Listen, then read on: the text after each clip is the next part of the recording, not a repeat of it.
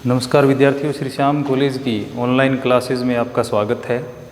इस क्लास में हम बीए बीएड थर्ड ईयर के लिए विश्व का प्रादेशिक भूगोल पढ़ रहे हैं। विश्व के प्रादेशिक भूगोल के अंतर्गत यह 13वां भाग है। पिछले जो वीडियो है उसमें हम एशिया के उच्चावचों का अध्ययन कर रहे थे, यानी एशिया में कौन कौन से उच्चावच पाए जाते हैं, जिसमें हमने उत्तर की निम्न भूमि, मध्यवर्ती पर्वत एवं पठार, उसके बाद मैदान और जो प्रायद्वीपीय पठार हैं उनके बारे में पढ़ा था। तो प्रायद्वीपीय जो पठार थे उसमें हमने देखा अरब का प्रायद्वीप, जो कि ये भाग है, अरब प्रायद्वीप है ये पूरा भाग। इसके बाद में हमने भारतीय जो प्रायद्वीप यानी दक्कन का जो पठार है उसके बारे में, यानी भारतीय प्रायद्वीप के बारे में पढ़ा। और उसके बाद ये जो प्रायद्वीपीय भाग है यानी हिंद चीन का, ये वाला जो भाग है हिंद चीन का प्रायद्वीपीय भाग, उसके बारे में हमने पढ़ा था। अब इसके बाद हम देखते हैं द्वीपमालाएं। नंबर 5, द्वीपमालाएं या द्वीप समूह।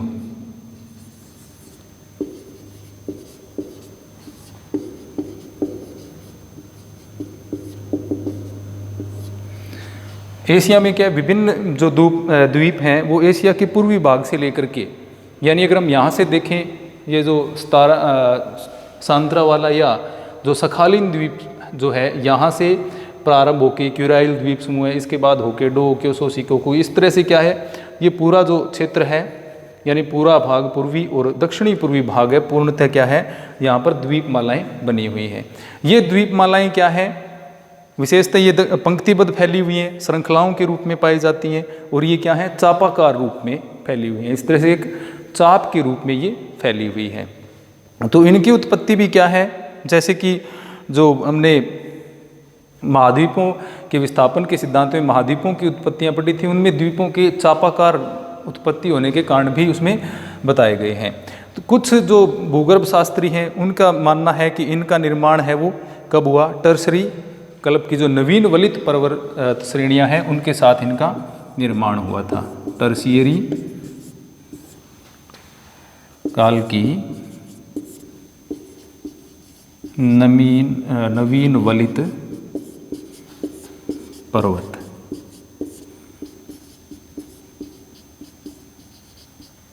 तो टर्सरी काल की जो नवीन वलित पर्वत श्रेणियां हैं उनके कारण इनका निर्माण हुआ है।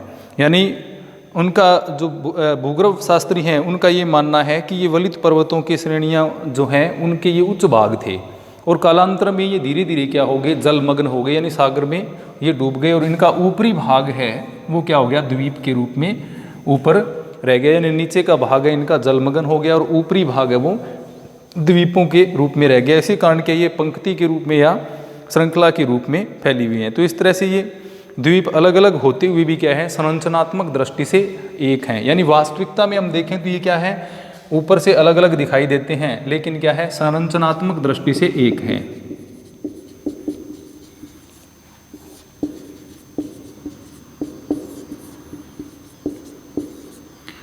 क्योंकि उत्पत्ति किससे हुई है, जो वलित पर्वत श्रृंखलाएं थी, नवीन वलित पर्वत श्रृंखलाएं थी, उनके जलमग्न होने के कारण इनकी उत्पत्ति हुई। तो इस प्रकार क्या है, ये संरचनात्मक दृष्टि से एक ही क्रम की है या एक ही काल में बनी हुई है। तो इन द्वीपों के मध्य कुछ क्या है, मोड़दार वलित पर्वत श्रेणियां भी विद्यमान पाई जाती हैं। तो मोड़दार होने के कारण ये किसका रूप में फैल गई, ये चापाकार रूप में फैली हुई है, वलन के रूप में या मोड़दार हैं, इसलिए इनमें कुछ क्या है, ज्वालामुखी और भ्रंशों का भी निर्माण इनके बीच बीच में पाया जाता है। तो इन द्वीपों में अधिकांश जो द्वीप हैं उनके अंदर जो चट्टानी संरचना है या सैलों की संरचना है वो क्या पाई जाती है, एक प्रकार से चट्टानी संरचना इनकी जो है वो जटिल पाई जाती है। यानी चट्टानी संरचना को समझना थोड़ा मुश्किल कार्य है, जटिल इनकी जो चट्टानी संरचना है वो विकसित हुई है। अब जैसा कि हमने देखा एशिया का जो पूर्वी तथा दक्षिणी पूर्वी भाग है उसमें बहुत सारे छोटे बड़े द्वीप पाए जाते हैं। अब जैसे फिलीपींस, इंडोनेशिया, ये बहुत बड़े द्वीपीय देश हैं। फिलीपींस में लगभग क्या है 7000 के आसपास के हैं द्वीपों की एक समूह पाया जाता है। कितने द्वीपों का, 7000 द्वीपों का समूह। तो ये क्या है, कोई छोटा द्वीप है, कोई बहुत बड़ा द्वीप है, इस तरह से क्या है अलग अलग ये द्वीप फैले हुए हैं। अब इनमें से कुछ क्या है, जैसे इंडोनेशिया में 14 से 15 हज़ार द्वीप पाए जाते हैं, यानी सबसे ज़्यादा जो द्वीप हैं वो कौन से महासागर में पाए जाते हैं, प्रशांत महासागर में। सर्वाधिक द्वीप प्रशांत महासागर। तो प्रशांत महासागर में अनेकों द्वीप पाए जाते हैं। अब जैसे 14-15 हज़ार द्वीपों का जो समूह है, इंडोनेशिया विश्व का सबसे बड़ा द्वीप समूह है, और इंडोनेशिया का सबसे बड़ा जो द्वीप है वो कौन सा है, जावा द्वीप है, वो इंडोनेशिया का सबसे बड़ा द्वीप है। तो इस प्रकार से क्या जो ये भाग है एशिया वाला, इसमें बहुत सारे जो द्वीप हैं उनका विकास हुआ है। अब इन द्वीपों में कुछ क्या है, जो कुछ ऐसे लगभग कितने हैं, हज़ारों की संख्या में हो गए, यानी 15-20 हज़ार जो द्वीप यहाँ पर पाए जाते हैं। तो उनमें से लगभग क्या है, छोटे छोटे द्वीप हैं, यानी जिनका क्षेत्रफल बहुत ही कम है। लगभग 450 या 460 द्वीप ही ऐसे हैं जिनका क्षेत्रफल कितना है, 2 वर्ग किलोमीटर से जाता है। 460 द्वीप ऐसे हैं जिनका क्षेत्रफल क्या है, 2 वर्ग किलोमीटर से ज़्यादा है। तो इससे क्या पता चलता है कि बाकी के जो द्वीप हैं वो बिल्कुल ही छोटे छोटे हैं, बहुत ही छोटे छोटे जो द्वीप हैं वो बने हुए हैं, उनका ज़्यादा विकास नहीं हुआ, यानी ज़्यादा बड़े द्वीप नहीं हैं। जो ज़्यादा द्वीप हैं, बड़े द्वीप हैं, उन पर ज़्यादा जनसंख्या संकेंद्रण हुआ है, क्योंकि उद्योग जो कृषि क्रियाकलाप हैं या औद्योगिक यानी व्यावसायिक क्रियाएँ हैं उन्हीं के ऊपर विकसित हुई हैं, तो जनसंख्या भी उन्हीं पर ज़्यादा पाई जाती है। तो अब ये जो द्वीपीय श्रृंखला है ये कहाँ से प्रारंभ होती है, उत्तर से प्रारंभ होकर के कहाँ तक चली जाती है, दक्षिण पूर्व से की ओर चली जाती है। द्वीप समूह की जो श्रृंखला है उत्तर से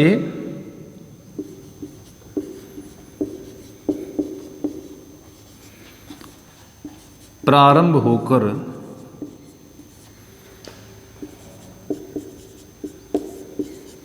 दक्षिण पूर्व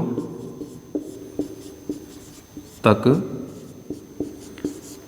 जाती है। अब उत्तर में ये कहाँ से प्रारंभ होती है, जो क्यूराइल और सखालिन द्वीप समूह है वहाँ से प्रारंभ होती है, यानी इस क्षेत्र से ये प्रारंभ होती है। अब यहाँ पर ये जो भाग है ये जापान और जो रूस है उसका पूर्वी भाग है, यानी रूस के पूर्वी भाग से ये प्रारंभ होती है और यहाँ से ये दक्षिण में यहाँ तक यानी फिलीपींस द्वीप समूह है, इस क्षेत्र तक ये चली जाती है।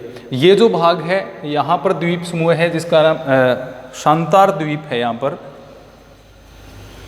इस भाग में शांतार द्वीप, ये जो द्वीप है ये है सखालिन द्वीप, यानी यहाँ इस भाग से ये प्रारंभ होती है। ये है शांतार द्वीप और ये है सखालिन। इस क्षेत्र से प्रारंभ होकर के ये दक्षिण तक चली जाती हैं। अब यहाँ जापान का जो भाग प्रारंभ होता है, जापान भी जैसा कि हम जानते हैं जापान क्या है, एक द्वीपीय देश है। तो जापान में कौन कौन से द्वीप पाए जाते हैं, जापान में जो मुख्य द्वीप हैं जापान के उनमें होक्काइडो और होसु क्यूशु, ये जो द्वीप हैं ये जापान के मुख्य द्वीपों में सम्मिलित हैं। होक्काइडो, होसु और क्यूशु।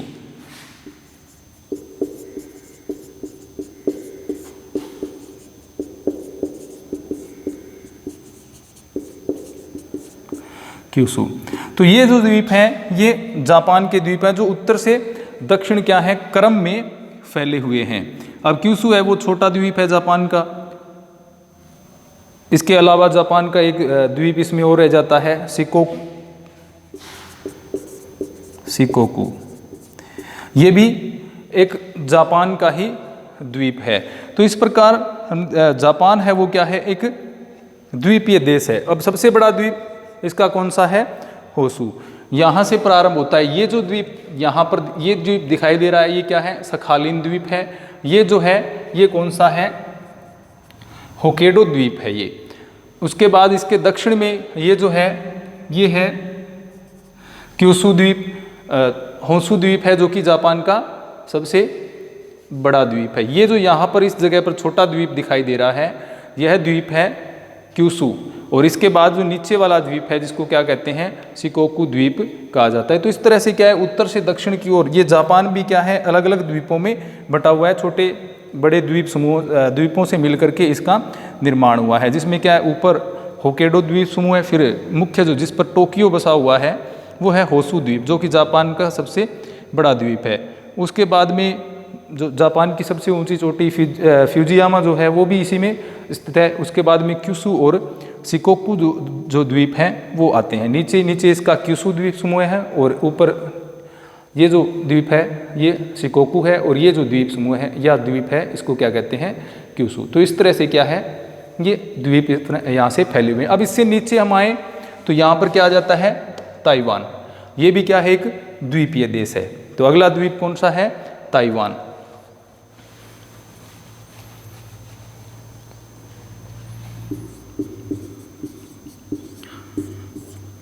ताइवान भी क्या है, एक द्वीपीय देश है। तो जैसे जैसे हम दक्षिण की ओर आएंगे, ये द्वीप समूह है वो दक्षिण की तरफ एक श्रृंखला के रूप में, एक लगातार लाइन के रूप में है क्या, वो फैले हुए हैं। तो ये हो गया यहाँ पर ताइवान। तो इस तरह से क्या है, उत्तर से दक्षिण के रूप में पूरा जो एशिया का पूर्वी भाग है उसमें द्वीपों का विस्तार है वो लगातार हुआ है। उसके बाद जो समूह आ जाता है वो फिलीपींस द्वीप समूह है। ये वाला जो क्षेत्र है, ये जो क्षेत्र है ये कौन सा है, फिलीपींस द्वीप समूह है।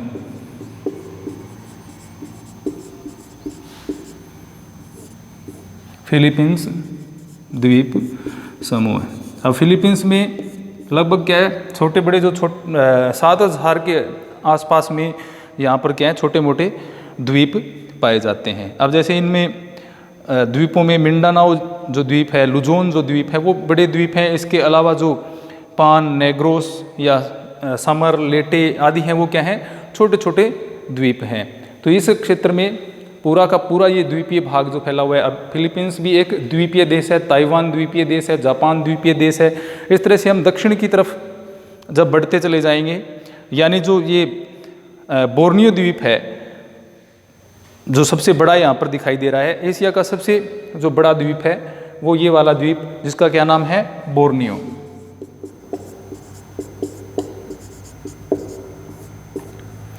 तो बोर्नियो जो है वो एशिया का सबसे बड़ा द्वीप है। तो जैसे हमने प्रारंभ किया, क्यूराइल, सखालिन, होकेडो, होसू, क्यूसू, शिकोकू और ताइवान। उससे बाद दक्षिण पूर्वी एशिया में हम चले जाएं, अब यानी नीचे की जो विशेषतः इंडोनेशिया की हम बात करें तो जावा, सुमात्रा। इंडोनेशिया में कौन सा द्वीप, ये जो द्वीप है ये इंडोनेशिया का सबसे बड़ा द्वीप है और इसका नाम क्या है, जावा। इंडोनेशिया की राजधानी जकार्ता इसी पर स्थित है। इंडोनेशिया की सर्वाधिक जनसंख्या इसी पर निवास करती है। चावल की कृषि के लिए ये प्रसिद्ध है।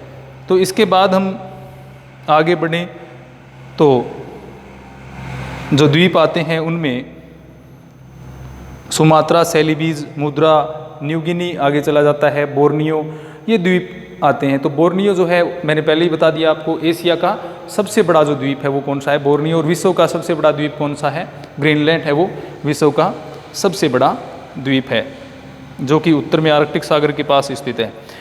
इसके बाद में लुजोन, मिंडानाओ, ये वाला जो क्षेत्र है इसमें ये द्वीप छोटे छोटे, ये जो पूरी द्वीप श्रृंखला द्वीप समूह बनता है, इसी में लुजोन, मिंडानाओ, ये जो द्वीप हैं वो सारे के सारे फैले हुए हैं। अब समार, नेग्रोस, पलवान, कल्टिमाल, इरियन, ये तो हो गए इस क्षेत्र के द्वीप। यानी विशेषतः इनको इंडोनेशियन और फिलीपींस द्वीप समूह में ये जो द्वीप हैं ये फैले हुए हैं। तो इस तरह से ये हम उत्तर से प्रारंभ होकर के दक्षिण तक जहाँ तक जाते हैं, एशिया का प्रशांत महासागर जो वाला जो भाग है उसमें पूरे के पूरे द्वीप हैं, इनका विस्तार हुआ है। ये फिलीपींस वाला क्षेत्र है, ये इंडोनेशिया वाला क्षेत्र है। तो इस तरह से यहाँ पर अनेक द्वीपों का विस्तार हुआ है। अब ये जो ऊपर की सुमात्रा जो है, ये वाला जो भाग है ये कौन सा है, सुमात्रा, ये वाला भाग है सुमात्रा। ये जो है प्रायद्वीप प्रारंभ हो जाता है, क्योंकि ये जो हिस्सा है ये कहीं से धरातल से अलग न होकर के ये जुड़ा हुआ है एक पट्टी के रूप में, इसलिए यहाँ पर ये क्या प्रारंभ हो जाता है, प्रायद्वीप है वो प्रारंभ हो जाता है, जिसको मलाया प्रायद्वीप के नाम से जाना जाता है। किस नाम से जाना जाता है इसको, मलाया प्रायद्वीप। ये सुमात्रा, जावा, बोर्नियो और फिलीपींस वाला द्वीप समूह है आ जाता है। अब इससे हम अगर पश्चिम की ओर जाते हैं, यानी जो हिंद महासागर में सुमात्रा के उत्तर पश्चिम में हम जाएं, सुमात्रा वाला जो द्वीप है उसके उत्तर पश्चिम में चले जाएंगे। उत्तर पश्चिम का मतलब ये वाला जो भाग है जो कि भारत के पूर्व वाला जो हिस्सा है उसमें फैला हुआ है। तो इसमें आप जानते हैं ये कौन सा द्वीप समूह है?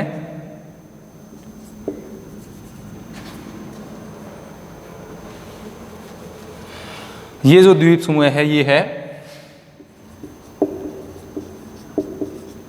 अंडमान निकोबार द्वीप समूह। उत्तरी अंडमान, दक्षिणी अंडमान, लिटिल अंडमान, कार निकोबार, ये पूरा का पूरा इस भाग में फैला हुआ है। तो सुमात्रा का जो उत्तरी पश्चिमी भाग है, ये सुमात्रा और इसके उत्तरी पश्चिमी भाग में जो द्वीप फैला हुआ है वो कौन सा है? अंडमान निकोबार द्वीप समूह, जो कि भारतीय जो द्वीप है, जो भारत देश है उसके नियंत्रण में है। अब ये यहाँ पर ये कौन सा द्वीप है? श्रीलंका भी क्या है? एक द्वीप है। श्रीलंका भी एक द्वीपीय देश है, इसको हम क्या है? एक द्वीप मान सकते हैं। इसके बाद में ये जो अंडमान निकोबार द्वीप समूह है ये भी क्या है? जो यहाँ से हिमालय पर्वत प्रारंभ हो गया, अरकान योमा इस तरह से नीचे जाता है, तो जो अरकान योमा की पहाड़ियाँ हैं उसी का इसको अंग माना जाता है, यानी उनके आगे जा कर के सागरीय भाग में जो डूब जाता है उसी में ही ये फैला हुआ है। तो अधिकांश जो मध्यवर्ती भाग में, उच्च भूमि और तटीय भागों में इनकी क्या पाई जाती है? जो या अधिकांश द्वीप हैं उनकी क्या विशेषता है? अधिकांश द्वीपों में मध्य में उच्च भूमि तथा किनारों पर पतली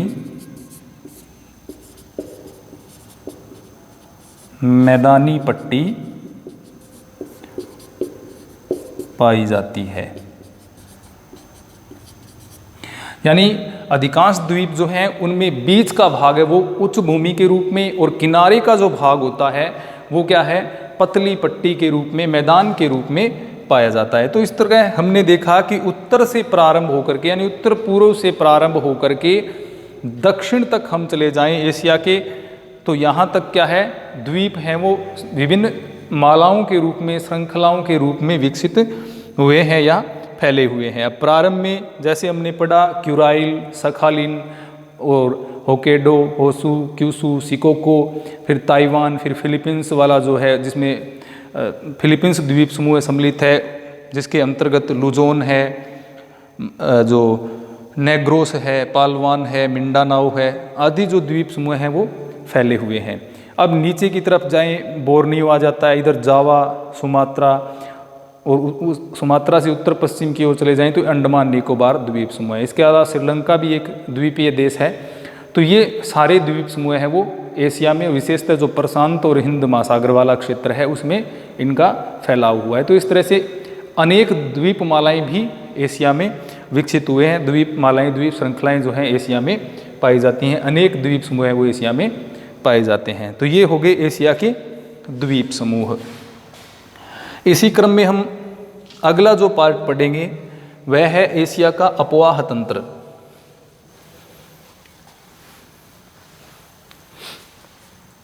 अब एशिया के अपवाह तंत्र में हम क्या पढ़ेंगे? यानी ड्रेनेज सिस्टम कैसा है एशिया का, अपवाह तंत्र कैसा है, एशिया महाद्वीप में कौन कौन सी नदियां हैं और कौन कौन से महासागर या जलीय स्रोतों में जाकर के वो गिरती हैं।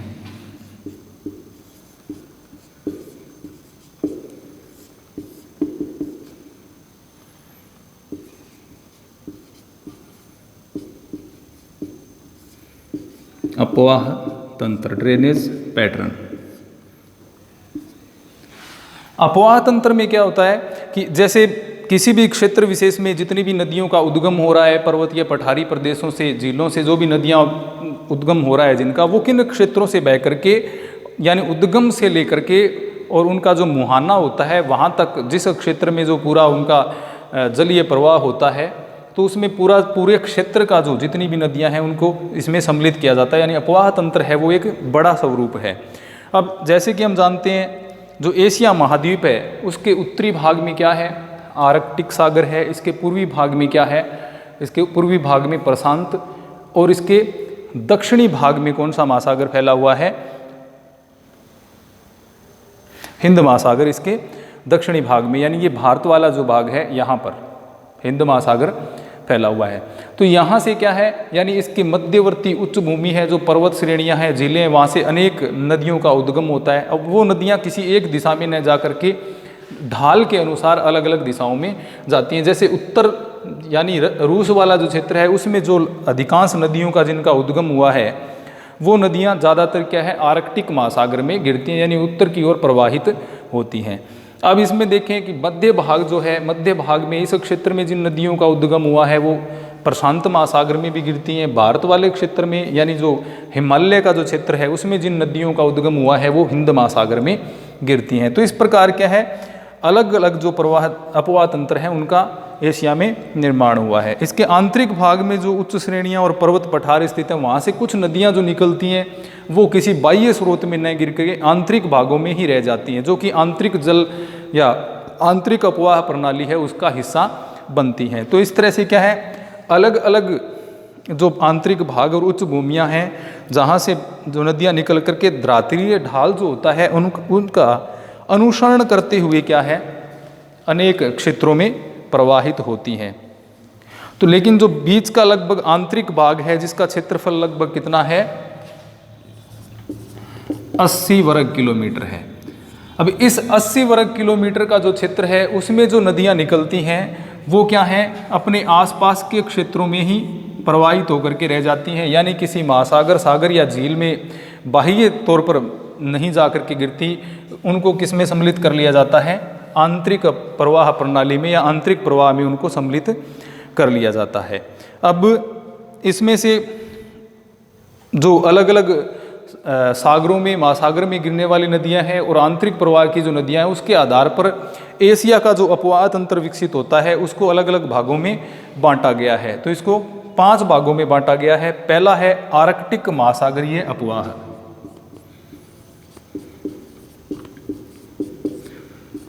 आर्कटिक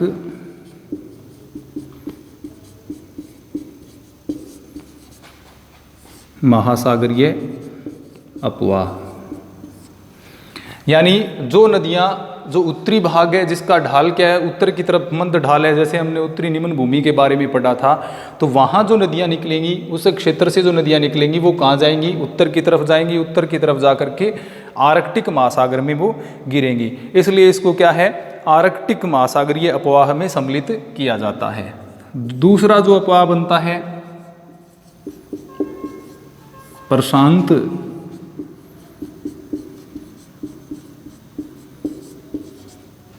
महासागरीय अपवाह। विशेषतः जो नदियाँ मध्य या पूर्वी भाग से जो निकलती हैं वो कहाँ गिरती हैं, सारी वो प्रशांत महासागर या उससे जुड़े हुए जो छोटे सागर हैं उनमें जाकर के गिरती हैं। तो उस नदी तंत्र को किस में सम्मिलित किया गया है, प्रशांत महासागरीय अपवाह तंत्र में सम्मिलित किया गया, यानी जो नदियाँ पूर्व की ओर प्रवाहित होकर के आगे गिरती हैं प्रशांत महासागर में, उनको प्रशांत महासागरीय अपवाह तंत्र में सम्मिलित किया गया है। इसके बाद तीसरा जो है हिंद महासागर अपवाह तंत्र। हिंद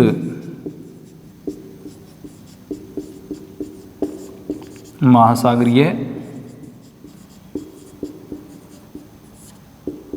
अपवाह।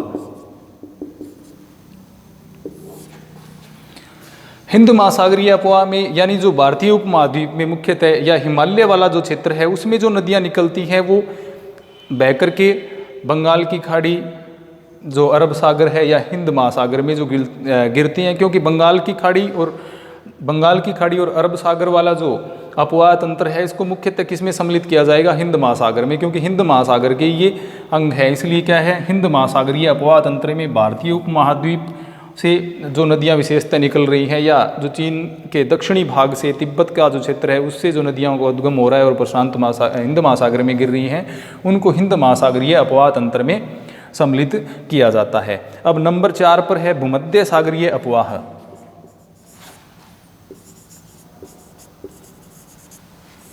भूमध्य सागरीय अपवाह। विशेषतः जो नदियां पश्चिमी एशिया से निकल रही हैं, इस क्षेत्र से निकल करके आगे भूमध्य सागर में गिरती हैं, यानी पश्चिमी एशिया में निकल करके भूमध्य सागर में जाकर के गिरती हैं, उनको भूमध्य सागरीय अपवाह में सम्मिलित किया जाता है। और 5वां भाग जो होगा वह क्या है? आंतरिक अपवाह है, यानी जो नदियां किसी बाह्य सागर या महासागर में जाकर के नहीं गिरती, आंतरिक भाग में ही लुप्त हो जाती हैं, उनको आंतरिक अपवाह में सम्मिलित किया जाता है। तो इस प्रकार एशिया का जो अपवाह तंत्र है, जो ड्रेनेज पैटर्न है एशिया का, उसको 5 भागों में बांटा गया है। आर्कटिक महासागरीय, प्रशांत महासागरीय, हिंद महासागरीय, भूमध्य जो सागरीय और उसके अलावा आंतरिक अपवाह है। तो इनमें जो नदियां हैं और कौन कौन सी नदियां कौन कौन से क्षेत्र में यानी कौन से अपवाह तंत्र के अंतर्गत आती हैं, उनके बारे में हम अगले अध्याय में विस्तृत चर्चा करेंगे। धन्यवाद।